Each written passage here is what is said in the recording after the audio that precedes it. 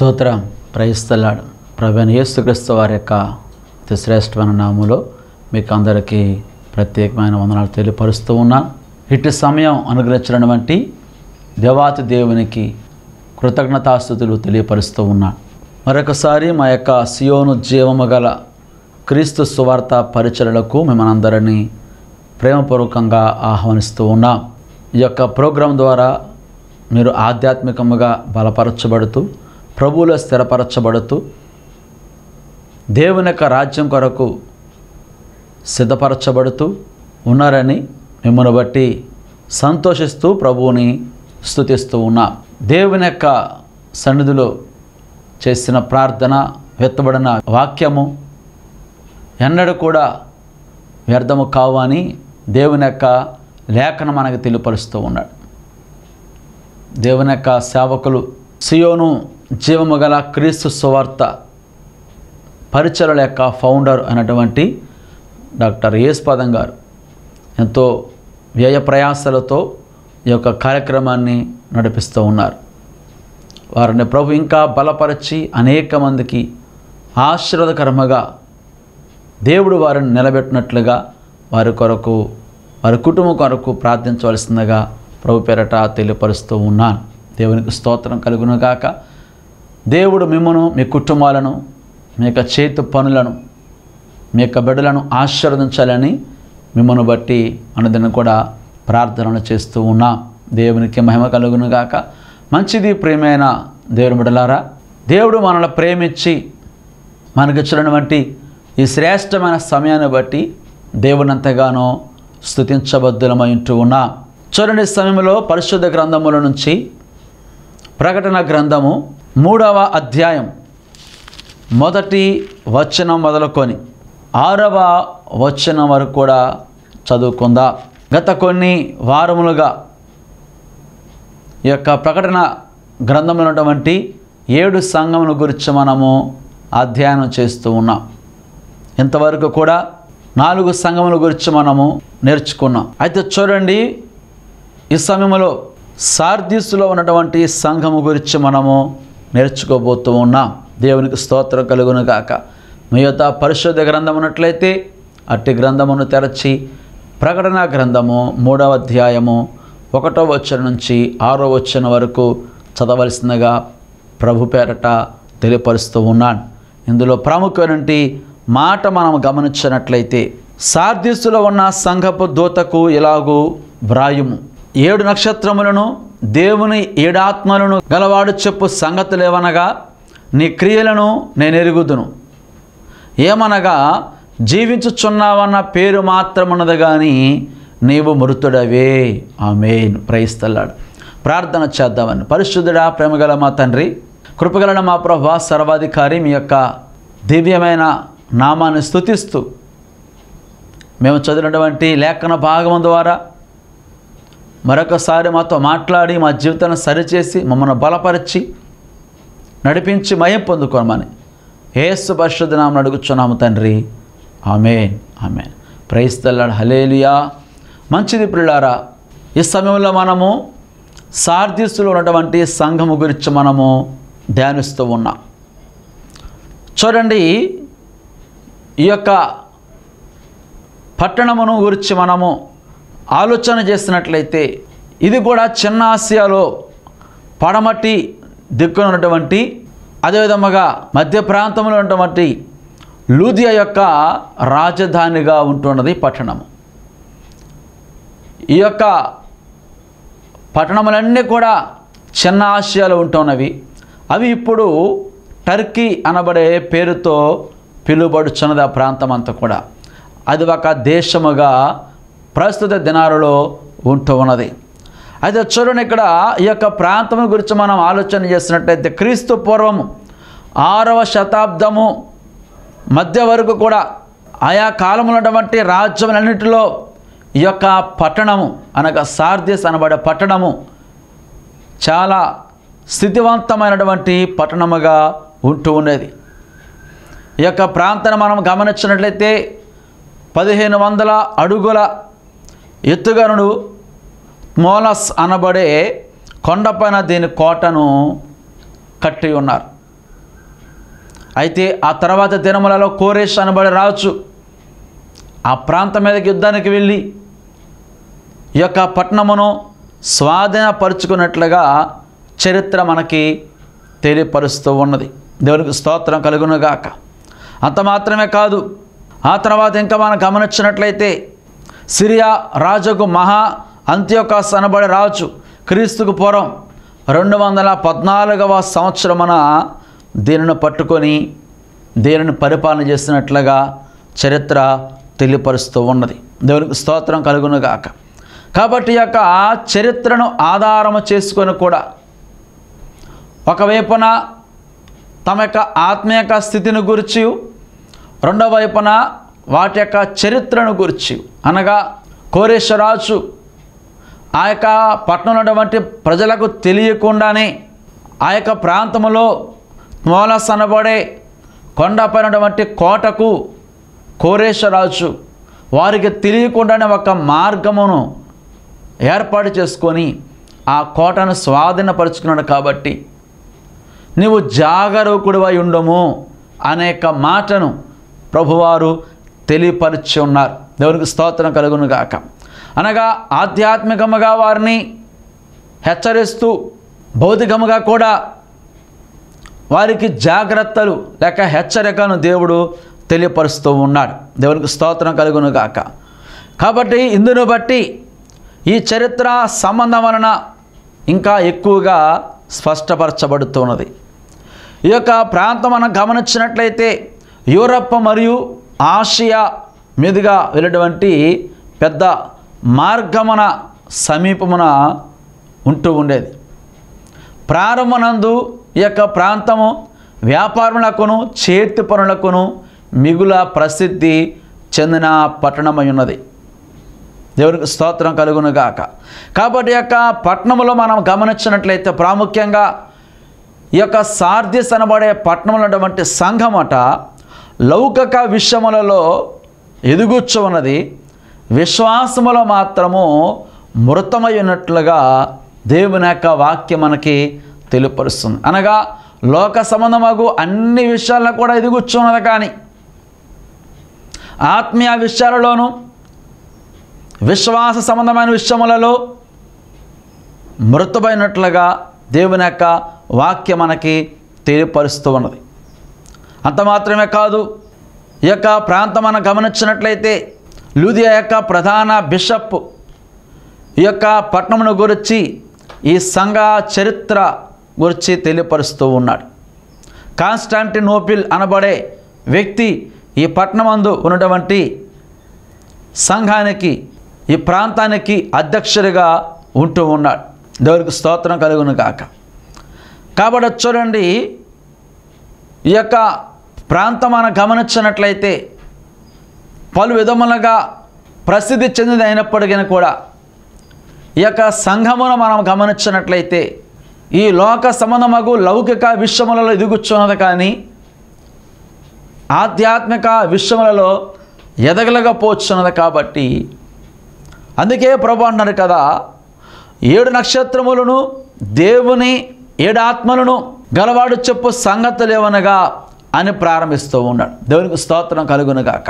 ఇక్కడ అన్నాడు కదా, ఏమనగా జీవించుచున్నావన్న పేరు మాత్రమున్నది కానీ నీవు మృతుడవే. దేవునికి మహిమ కలుగునుగాక. చూడండి పిల్లారా, దేవుని యొక్క వాక్యం మనము గమనించినట్లయితే ఈ యొక్క ప్రాంతం యొక్క స్థితిని బట్టి, ఆ ప్రాంతంలోని ఈ సంఘం యొక్క స్థితిని బట్టి దేవుడు మాట్లాడుచూ ఉన్నాడు. ఇక్కడ మనం గమనించినట్లయితే ఇక్కడ అంటాడు కదా, 7 నక్షత్రములను దేవుని 7 ఆత్మలను గలవాడు చెప్పు సంగతులు ఏవనగా. దేవునికి స్తోత్రం కలుగును గాక. అనగా చూడండి, ఆ సంఘము అసంపూర్ణముగా ఉన్నది కాబట్టి, సంపూర్ణతలోనికి ఇంకను రాలేదు కాబట్టి దేవుడు తన యొక్క సంపూర్ణతను వ్యక్తపరుస్తూ ఉన్నాడు. అందుకే అన్నాడు కదా, 7 నక్షత్రములను దేవుని 7 ఆత్మలను గలవాడు చెప్పు సంగతులు ఏవనగా అంటూ ఉన్నాడు. అనగా దేవుని యొక్క ఆత్మ 7 విధములుగా పేరులు కలిగి ఉంటున్నాడని, ఆయన కార్యమును జరిగించేవాడని దేవుని యొక్క వాక్యం మనకి తెలియపరుస్తున్నాడు. అందుకే యెషయా గ్రంథములో మనము గమనించినట్లయితే యెషయా గ్రంథము 11వ అధ్యాయము 2వ వచనము మనం చదివినట్లయితే ఇక్కడ దేవుని యొక్క ఆత్మను గురించి ఎన్ని విధములుగా పిలువబడుచున్నదో దేవుని యొక్క ఆత్మ ఇక్కడ తెలియపరుస్తూ ఉన్నాడు. దేవునికి మహిమ కలుగును గాక. చూడండి, యెషయా గ్రంథముల నుంచి 11వ అధ్యాయము 2వ వచనం చదివినట్లయితే, యెహోవా ఆత్మ జ్ఞాన వివేకములకు ఆధారమగు ఆత్మ, ఆలోచన బలములకు ఆధారమగు ఆత్మ, తెలివిని యెహోవా యెడల భయభక్తులను పుట్టించు ఆత్మ అతని మీద నిలుచును. దేవునికి స్తోత్రం కలుగును గాక. కాబట్టి పిల్లారా, దేవుని యొక్క ఆత్మ ఏ విధముగా పనిచేస్తూ ఉంటాడు, ఏ విధములుగా ఆయన పిలువబడుచున్నాడు అనగా దేవుడు తన యొక్క సంపూర్ణతను గురించి తెలియపరుస్తున్నాడు. ఈ సంఘము అసంపూర్ణముగా ఉన్నది కాబట్టి దేవుని యొక్క ఆశ ఏంటంటే వ్యక్తులు కావచ్చు, సంఘము కావచ్చు, ఆయన వలె ఆయన యొక్క సారూప్యంలోకి రావాలని, ఆయన వలె పరిపూర్ణతలోకి రావాలని, ఆయన వలె పరిశుద్ధముగా ఉండాలని, ఆయన వలె తన యొక్క సింహాసనమందు కుడి పార్శ్వమున మనం కూర్చోవాలని ప్రభు యొక్క ఆశ ఉంటున్నది. ఈ లోకములు ఎవరు కూడా మనకంటే ఉన్నతమైన స్థాయిని తమకంటే మనకి ఇవ్వడానికి ఆశపడరు. కానీ దేవుడైతే అన్నాడు కదా, నేనున్న స్థలములో మీరుండులాగున అంటూ ఉన్నాడు. అనగా ఆయన ఎటువంటి ఆధిక్యతను, ఘనతను, శక్తిని, మహిమను, బలమును, ప్రభావమును, అధికారమును కలిగి ఉంటున్నాడో మనము కూడా ఆయన వలె అలాంటి అధికారము, ప్రభావము, ఆధిక్యత, శక్తి, ఘనత, జ్ఞానము సమస్తము కలిగి ఉండాలని మన పట్ల, మన సంఘం పట్ల దేవుని యొక్క ఆశ ఉంటూ ఉన్నది. దేవునికి స్తోత్రం కలుగును గాక. చూడండి, అందుకే ఇంకా మనం గమనించినట్లయితే ప్రకటన గ్రంథములోనే 5వ అధ్యాయములో 6వ వచనం చెప్తున్నాను కదా, మరియు సింహాసనమునకును ఆ 4 జీవులకును పెద్దలకును మధ్యను వధింపబడినట్లుండిన గొర్రె పిల్ల నిలిచి ఉండుట చూచితిని. ఆ గొర్రె పిల్లకు 7 కొమ్ములను 7 కన్నులను ఉండెను. ఆ కన్నులు భూమి అంతటికి పంపబడిన దేవుని 7 ఆత్మలు అంటూ ఉన్నాడు. దేవునికి స్తోత్రం కలుగును గాక. ప్రైజ్ ద లార్డ్, హల్లెలూయా.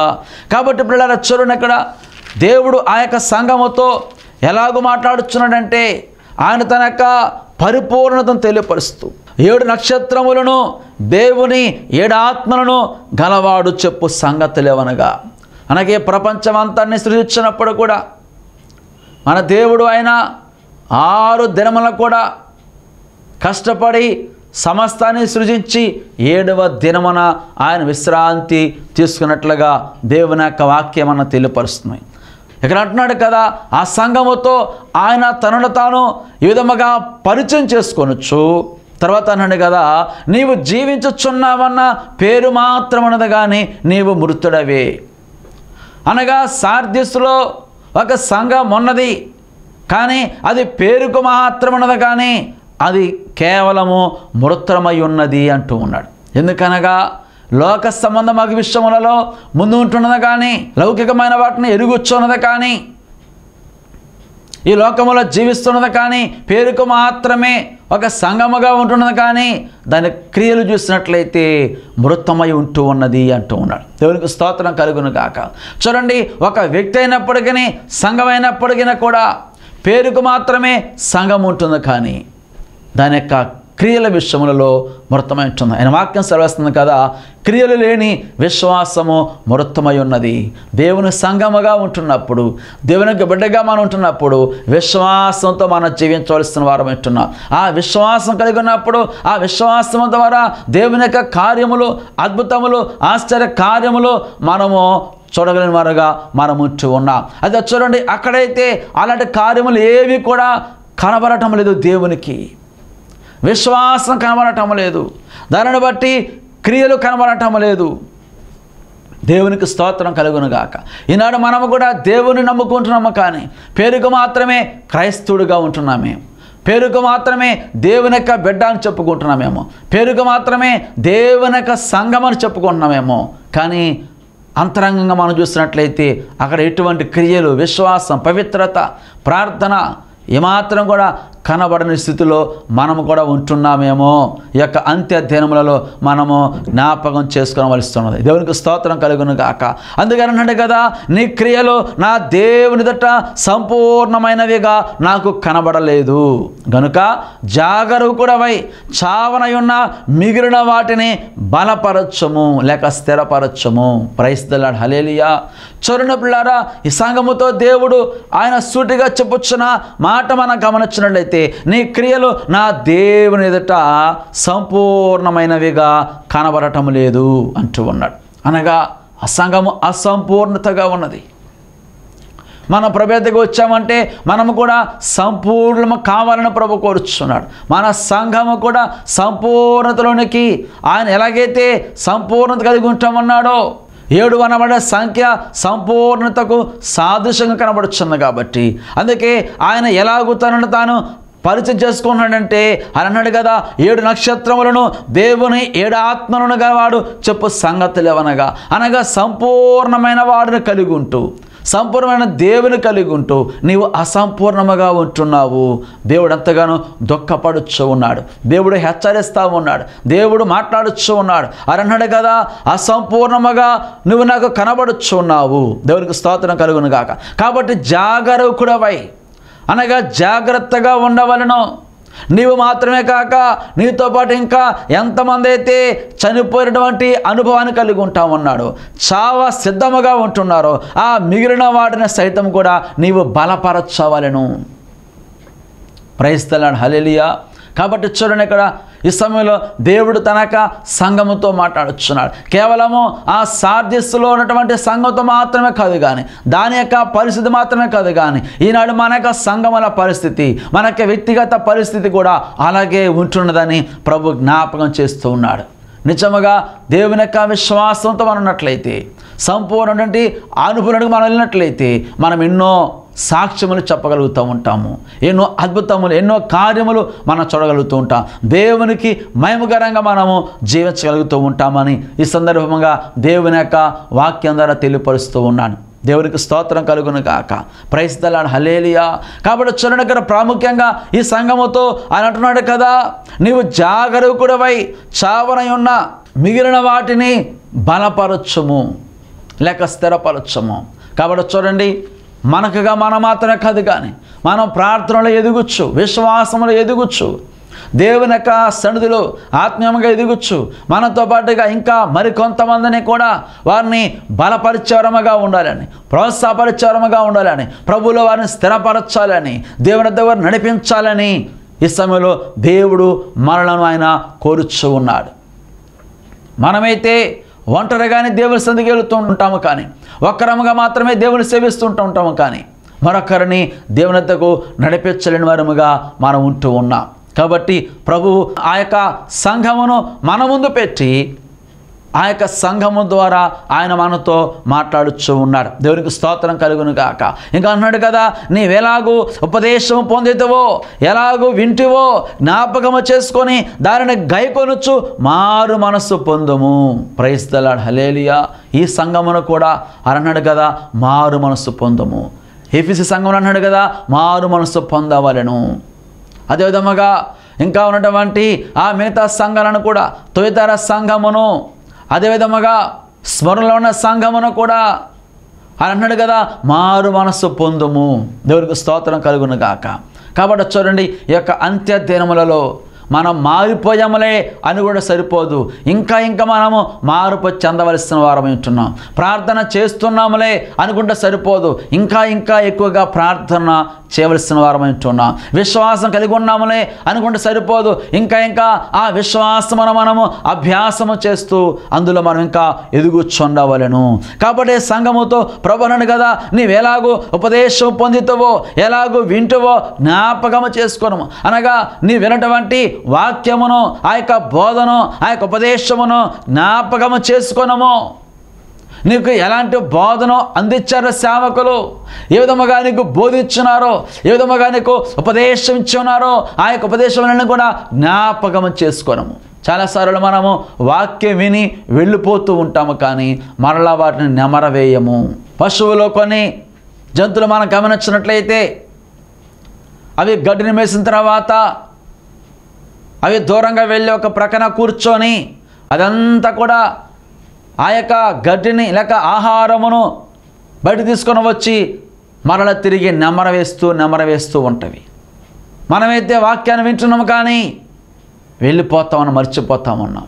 అయితే నీవేమైతే బోధ విని ఉన్నావు నీ సేవకుల ద్వారా, ఏమైతే వాక్యము ఉపదేశం విన్నావో వాటిని మరొకసారి జ్ఞాపకము చేసుకొనుము. దేవునికి స్తోత్రం కలుగును గాక. ఎంత మంచి ఉపదేశం విని ఉన్నావో ఆ దినమున నవ్వుకోవడం లేకపోతే ఏడవడం కాదు, కానీ ఆ తర్వాత మరల వాటిని వినుచు ఉండవలను, వాటిని గైకొనొచ్చు మారు మనసు పొందు. వాటిని మరలా జ్ఞాపకం చేసుకున్నట్లయితే నీలో తప్పిదములను కూడా తీసివేసుకోగలుగుతూ ఉంటావు. అట్టి వాక్యాన్ని జ్ఞాపకం చేసుకున్నట్లయితే నీలో ఎలాంటి అపవిత్రత ఏమాత్రం కూడా లేకుండా నువ్వు జాగ్రత్తగా ఉంటూ ఉంటావని ప్రభు జ్ఞాపం చేస్తున్నాడు. కాబట్టి అన్నాడు కదా, ఇదిగో వాటిని జ్ఞాపకం చేసుకొనొచ్చు, వాటిని గైకొనొచ్చు, మారు మనసు పొందము, నువ్వు జాగరూకుడవై ఉండని ఎడల నేను దొంగ వలె వచ్చేదను, ఏ గడియనో నీ మీదకి వచ్చేదనో నీకు తెలియదంటూ ఉన్నాడు. అనగా ప్రభు తన యొక్క రెండవ రాకడ గురించి తెలియపరుస్తూ ఉన్నాడు. అని అన్నాడు కదా, నేను రాత్రి వేళ దొంగ వలె వస్తానంటా ఉన్నాడు ఆయన. స్తోత్రం హల్లెలూయా. ఇప్పుడు ఏ గడియలో వస్తాడో తెలియదు. ఇద్దరు వ్యక్తులు నడుస్తూ ఉంటుంటారు.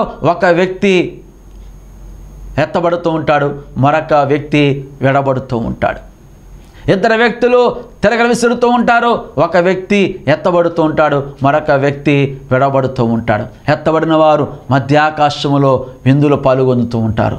ఎత్తబడిన వారు దేవుని యొక్క రాజ్యానికి వారసులు అవుతుంటూ ఉంటారు. ఇదిగో విడబడిన వారు బహుశ్రమల పాలవుతారని దేవుని యొక్క వాక్యం తెలియపరుస్తున్నాడు. కాబట్టి అన్నాడు కదా, నేను రాత్రి వేళ దొంగ వలె వస్తానంటా ఉన్నాడు ఆయన.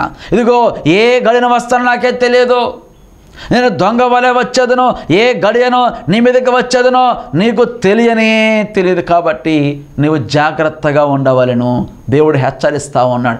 ఆ యొక్క సార్దిసులైన సంఘమును మాత్రం కాదు, కానీ ఈ సమయంలో ఇదిగో ఈ యొక్క వాక్యం వింటున్న ప్రతి బిడ్డను దేవుడు హెచ్చరిస్తూ ఉన్నాడు. ప్రభు యొక్క వాక్యాన్ని ఎరిగిన వారిని, మరి ముఖ్యంగా రక్షించబడిన వారిని దేవుడు హెచ్చరిస్తూ ఉన్నాడు. రక్షణ పొందాను కదా, మారు మనసు పొందాను కదా, ఇంకా సరిపోతుంది, నేను దేవుని రాజ్యానికి వెళ్ళిపోతా ఉంటాను, ఇక డోకలేదు అనుకుంటున్నామేమో. ఇప్పుడే ప్రభు వస్తే నీ పరిస్థితి ఏంటి, నా పరిస్థితి ఏమిటి? ఇప్పుడే ప్రభు వచ్చినట్లయితే మన యొక్క ఆధ్యాత్మిక జీవితం ఎలాగున్నది, మన యొక్క ఆత్మీయ పరిస్థితి ఎలాగున్నది, మనం ఎలాగో జీవిస్తూ ఉన్నామో, ఈ యొక్క సాధిస్తున్నటువంటి సంఘం వలె క్రియలు లేని వారుగా ఉంటున్నామా, జాగ్రత్త లేని వారి వలె ఉంటున్నామా, బోధను విడిచిపెట్టిన వారి వలె మనం ఉంటున్నామా, అసంపూర్ణముగా ఉంటున్నామేమో. దేవుడు మనతో మాట్లాడుతూ ఉన్నాడు. దేవునికి స్తోత్రం కలుగును గాక. ఆయన మాటకు మనము లోబడవలనని దేవుని యొక్క వాక్యం మనకి తెలియపరుస్తున్నాడు. చూడండి, పరిశుద్ధ గ్రంథముల నుంచి యెషయా గ్రంథము 50వ అధ్యాయము 10వ వచనం చదివినట్లయితే ఇక్కడ అన్నాడు కదా, మీలో యెహోవాకు భయపడి ఆయన సేవకుని మాట వినువాడెవడు? వెలుగు లేకయే చీకట్లో నడుచువాడు యెహోవా నామమును ఆశ్రయించి తన దేవుని నమ్ముకొనవలెను. దేవునికి స్తోత్రం కలుగును గాక. కాబట్టి చూడండి, ఈ యొక్క దినములలో దేవునికి భయపడేవారు కనబడటం లేదు, దేవుని యొక్క సేవకుని మాట వినేవారు కనబడటం లేదని ప్రభు యొక్క ఆవేదన ఉంటామన్నది. స్తోత్రం హల్లెలూయా. వినేవారముగా మాత్రమే ఉంటుంటాము కానీ వినటము లేదు.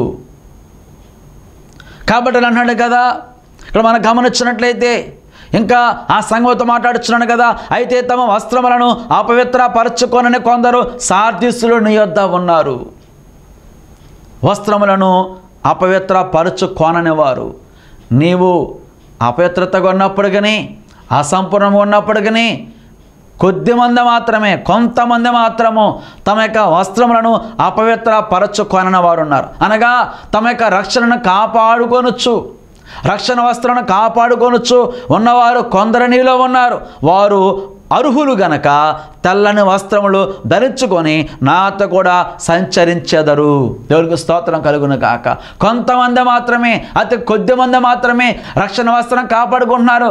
అలాంటి వారు మాత్రమే అర్హులను ప్రభావించమన్నారు. మరి మిగతా వారి పరిస్థితి ఏమిటి? వారు రక్షణ పొందున్నారు కానీ గర్విస్తూ ఉన్నారు. రక్షణ పొందున్నారు కానీ నిర్లక్ష్యంగా ఉంటున్నారు. రక్షణ పొందారు కానీ ఇంకా చాలు అనుకున్నారు కానీ ఇంకా ప్రార్థించని వారుగా ఉంటున్నారు. ఇదిగో వారు తమ యొక్క వస్త్రములను అపవిత్రపరుచుకుంటూ ఉన్నారు. కాబట్టి అందుకే జాగ్రత్తగా ఉండమని ఈ సంఘమును దేవుడు హెచ్చరిస్తూ ఉన్నాడు. ఆ సంఘం మాత్రమే కాదు, మనలో కూడా దేవుడు జాగ్రత్తగా ఉండమని హెచ్చరిస్తూ ఉన్నాడు. ఈ వాక్యం ఎంతమంది అయితే వింటున్నారో వారిని కూడా ప్రభు హెచ్చరిస్తూ ఉన్నాడు, జాగరూకుడివై ఉండవాలను అని. స్తోత్రం, హల్లెలూయా అని అన్నాడు కదా. జయించేవాడు అలాగున్న తెల్లని వస్త్రములు ధరించుకొనును, జీవగ్రంథము నుండి అతని పేరు ఎంత మాత్రమును తుడుపు పెట్టగా నా తండ్రి ఎదుటను ఆయన దూతల ఎదుటను అతని పేరు ఒప్పుకొందును. ఎవరైతే తమ యొక్క రక్షణను కాపాడుకుంటూ ఉంటారో, ఈ లోకమును, పాపమును, సాతానును, శరీరాన్ని జయించేవారుగా ఉంటుంటారో అలాంటి వారట తెల్ల వస్త్రములు ధరించుకొందురు. ఇక్కడ ఈ భూమి మీద మనం తెల్ల వస్త్రాలు ధరించుకోవడం కాదు, కానీ దేవుని యొక్క రాజ్యములు ఉంటున్నప్పుడు అక్కడ మనం తెల్లటి వస్త్రాలను ధరించుకునే వారముగా ఉంటుంటాం. అలాంటి వారు జీవ గ్రంథాల నుంచి వారి యొక్క పేరు ఏమాత్రం కూడా తుడిపి పెట్టబడదని ప్రభు సెలవిస్తూ ఉన్నాడు. దేవునికి స్తోత్రం కలుగును గాక. ఇంకా అన్నాడు కదా, సంగములతో ఆత్మ చెప్పుచున్న మాట చెవి గలవాడు వినుగాక. ప్రైస్తలాడు, హల్లెలూయా. కాబట్టి చూడండి పిల్లారా, ఈ యొక్క సాధిస్తున్నటువంటి సంఘములో అందరూ కూడా మార్పు లేని వారుగా ఉంటున్నారు, కనిపెట్టని వారిగా ఉంటున్నారు. కేవలము కొద్ది మంది మాత్రమే తమ యొక్క రక్షణను కాపాడుకుంటున్నారు. ఈనాడు మనం గమనించినట్లయితే ఈనాడు మన యొక్క సంఘములలో కూడా, ఈ యొక్క ప్రపంచంలో కూడా కేవలము కొద్ది మంది మాత్రమే రక్షణను కాపాడుకుంటున్నారు. కానీ రక్షణ పొందినప్పటికీ కూడా రక్షణ పొందిన వారి గురించి కాదు కానీ ప్రభు బాధపడుతున్నది ఎక్కువగా. ఎవరైతే రక్షించబడి ప్రభును తెలుసుకొని మరల లోకమై పెరుగుతున్నారో వారిని బట్టి ప్రభువారు ఆయన దుఃఖపడుచు ఉన్నాడు, ఆయన ఆవేదన చెందుతున్నాడు. ఇదిగో ఆయన వలె సంపూర్ణతలకు మనం రావాలని ప్రభు కోరుతూ ఉన్నాడు. అలాంటి సంపూర్ణుడు అంటే మారు మనస్సు, రక్షణానందము, రక్షణానుభవం కలిగి మన యొక్క బోధన జ్ఞాపం చేసుకోవచ్చు.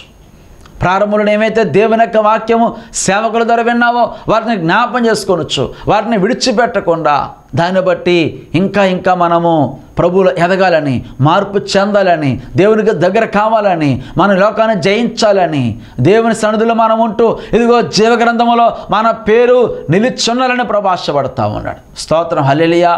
అందుకనే ప్రభు యొక్క ఆశ ఏంటంటే ఈ యొక్క సంఘము వెనకబడిపోతూ ఉంది. పేరుకు మాత్రమే సంఘముగా ఉంటుంది కానీ కేవలము మృతుడవి అంటూ ఉన్నాడు. అలాంటి స్థితి ఈ సమయంలో మన జీవితంలో కూడా ఉన్నదేమో ఒకసారి పరిశీలన చేసుకుందాం, ఆలోచన చేద్దాం, విచారణ చేద్దాం. ప్రభువా నాకు ఇంకా సంపూర్ణతలో నన్ను నడిపించు ప్రభు అని ప్రభుని అడిగినట్లయితే ప్రభు తప్పగా నీ చేయి పట్టి ఆ నడిపించేవాడై ఉన్నాడు. అట్టి కృప యేసయ్య మనందరికీ అనుగ్రహించి తన యొక్క గొప్ప దీవెనలు, ఆశీర్వాదములు అనుగ్రహించునుగాక. ఆమేన్. ప్రార్థన చేద్దాం. పరిశుద్ధుడా, ప్రేమగల మా తండ్రి, కృపగల మా ప్రభువా, సర్వోన్నతుడానికి స్తుతులు చెల్లిస్తూ ఉన్నాం. తండ్రి దేవా, ఈ సమయంలో సాధిస్తున్నటువంటి సంఘం గురించి మేము నేర్చుకున్నాం ప్రభువా. ఆ సంఘంలో ఎలాంటి పరిస్థితి ఉండదో, ఇదిగో ఆ సంఘం అయితే ప్రభువా లౌకికముగా ఎదుగుచున్నది కానీ ఆత్మలో, ప్రార్థనలో, భక్తిలో, విశ్వాసములో ఏమాత్రము ఎదగని సంఘముగా ఉంటున్నది ప్రభువా. మాకు మా సంఘములలో అలాంటి పరిస్థితి రాకుండా ప్రభువా మీలో ఎదిగే కృప, ధన్యత, భాగ్యం మీరు మాకు దయచేయండి. ఎందరైతే మాటలు వినుచున్నారో వారందరూ ప్రభువా మరల తిరిగి మార్పు చెంది జయించేవారుగా ఉంటూ ప్రభువా మీతో అంటు కట్టుబడి జీవించే కృప దయచేయండి. ఎవరైతే ఎలాంటి సమస్యలు, ఇబ్బందులు, శోధనలు, కష్టములు, వ్యాధులు ఉంటూ నీ మాటలు వింటున్నారో ఈ మాటల చేత వారిని ప్రభా మీరు ఆదరించి, బలపరచి, తృప్తిపరచి మీరు ఆశీర్వదించమని యేసు పరిశుద్ధ నామమున అడుగుచున్నాము తండ్రి. ఆమేన్. Praise the lord.